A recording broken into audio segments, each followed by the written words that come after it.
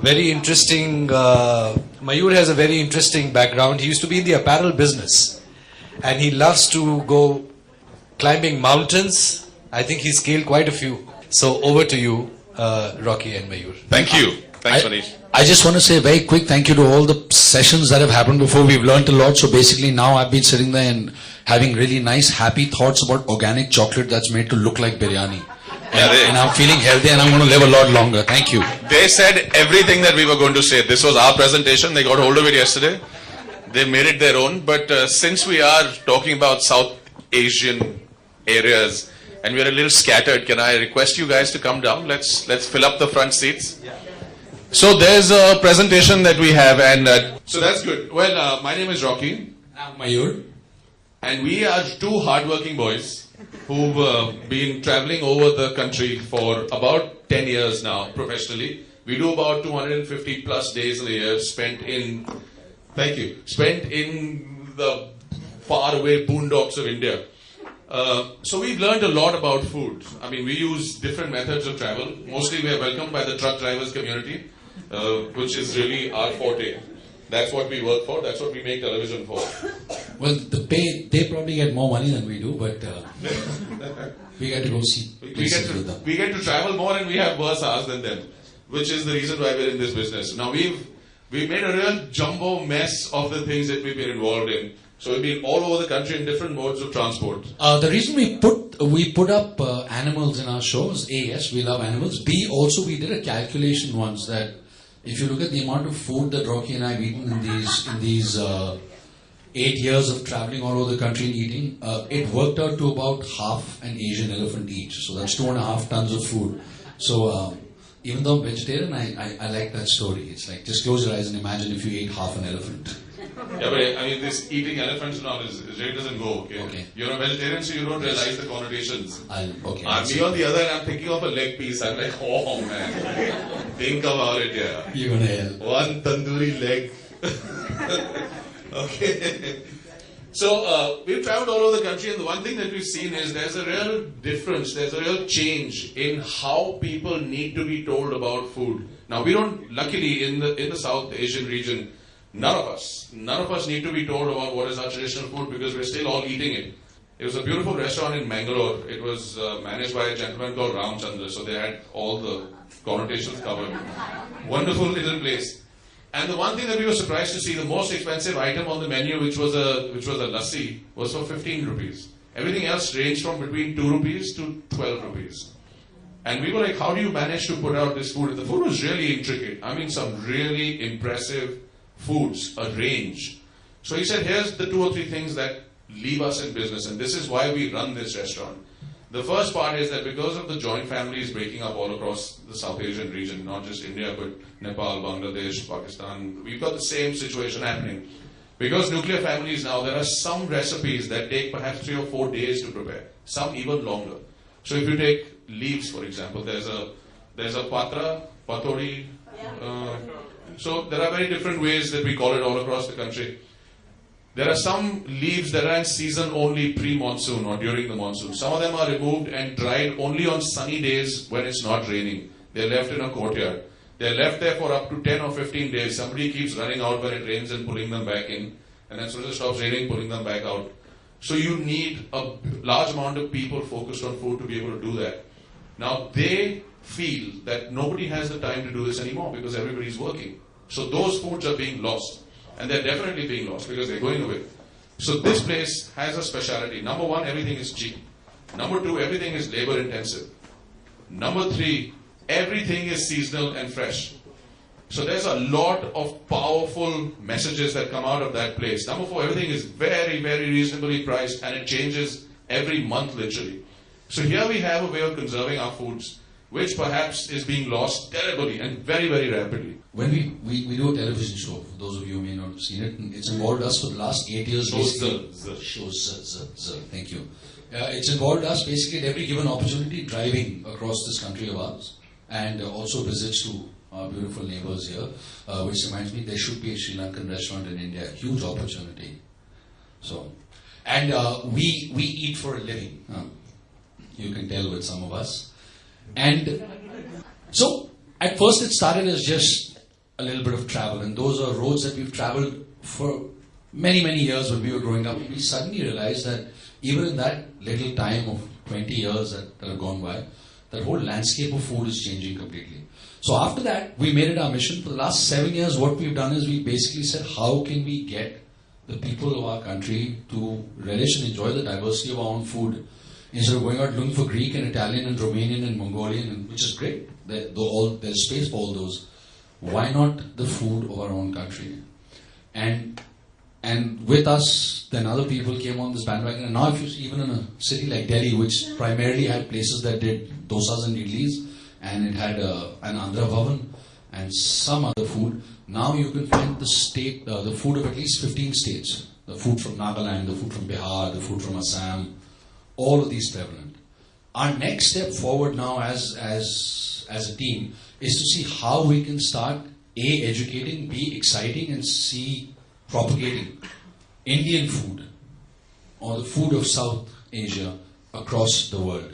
How can we make it as ubiquitous as Chinese food or a pizza? Because we have all those also. What So does with that, we wrote ubiquitous this mean? book. Sorry, what does ubiquitous mean? I don't know. I just read it up this morning. It looked very pretty. I practiced the spelling. It means everywhere. It's like, Everywhere, yes. it's like you in a very small room. Ubiquitous. Okay. So we did the show. We wrote two of these books. We went there, and here's something interesting. That's why we put this up. That gentleman there hiding there, Edward Cointreau, part of the Cointreau family. He's the one that does these World Gourmand Cookbook Awards, and we won this award. And he said, when the jury was looking at it, they said all we were doing was basically capturing stuff that we've eaten and some indications of what the food of a region is like across the country. And he said that in 5 pages we found more food than probably the number of dishes you can find in Europe in total. So that is the potential, that is the possibility of the food of our region. And so Rocky's not plugging the book. This is why we're doing this. Buy it, please. And this is the great thing that's brought our foods to where they are today. We just have such an embarrassing wealth of foods.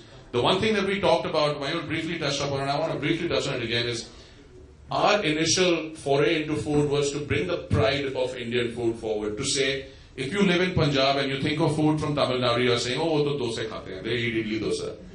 If you're from Tamil Nadu and you're thinking about people of Punjab, and you're saying, oh, wo to sirf chicken or dal, butter chicken or dal makhni khate hain. That itself is something that, sorry, for our non-Indian delegates, they eat only idli dosa and they eat only butter chicken and butter dal. Which to an extent is correct, because left to my devices I would eat only butter chicken and butter dal for the rest of my life. But it's nice to try other things, and that has been one of our driving forces, to acquaint India with the food of India. And would you say we've succeeded over the last 8 years? Yes? Thank you. When you clap, you're clapping actually for yourself, not for us. Because now if you have a restaurant in Delhi and you don't serve regional food from other parts of the country, you're not going to run that restaurant. It's going to shut down, unless you're very, very specialized, like Rajdhani is. Again, a combination, beautiful thali. Typically, this is what we've done with the influences on our societies. And the South Asian region is unique in that aspect, that we've had so many influences. We don't turn them away. We just catch hold of them and sort of put a dhoti on them and a kurta, and we make them uniquely Indian. So this is what's happened with Mediterranean food, for example. That is a beautiful cuisine which is Arab influenced. It's from Karnataka. It's a Moplad cuisine, you might have heard of it. They use a lot of typical ingredients like a hummus, which is right behind that bowl there. There's biryanis, there's kebabs, there's baba ganoush in there. So very typical. But this is truly a fabulous country, and we've sort of been traveling on it. We just put that photo because I really like it. I think it's a really nice photo. That's Calcutta. And here's some of the food that you may be familiar with, especially our Bangladeshi guests.